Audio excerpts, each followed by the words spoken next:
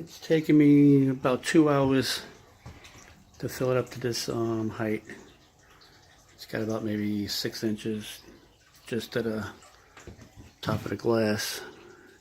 I think a couple more inches above that. It can't go higher than the back of the filter up there, because then the filter would be useless.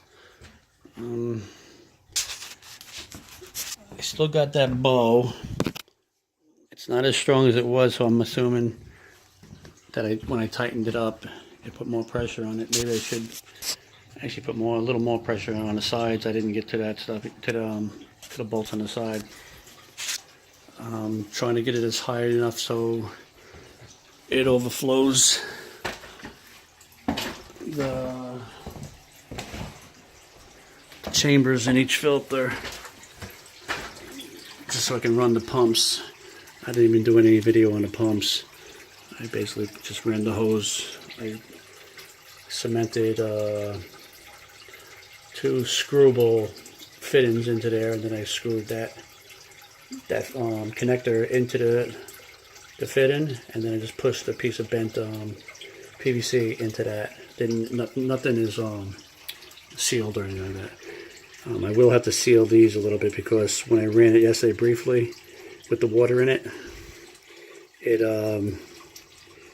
squirted. You can see water squirting out the opening. So I don't want to make it permanent so I can get in and out of it. So I might put something that would gum it up and make a seal without it being permanent. After 2 pumps filled, I'm hooked up already. My minimum water line is right there.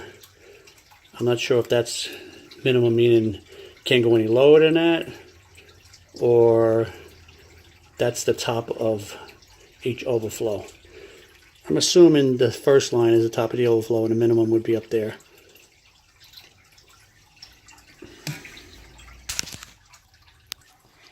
I do have a water meter that hooks to a garden hose. I want to attempt to make some kind of idea how much water is going to be in this tank. So I'm going to be draining again anyways, because I want to make sure the concrete's clean. A lot of dust fell into it. The concrete's still got to cure. I think what needs to be done with the concrete is to not affect the fish. It needs to be cured completely. Most concrete is completely cured in 28 days. It always gets stronger and stronger after that, but basically the chemicals and everything should be dissipated, washed out, whatever you want to call it.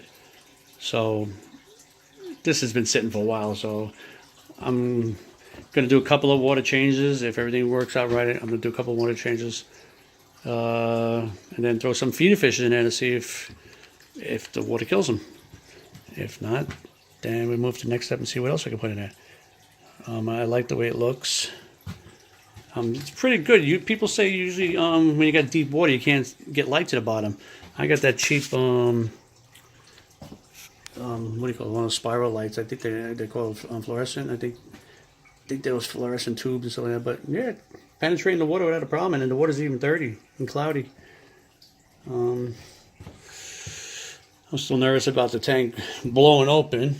The way that bows out, I don't like it. I don't know how strong acrylic is, but hopefully it's strong enough to hold it.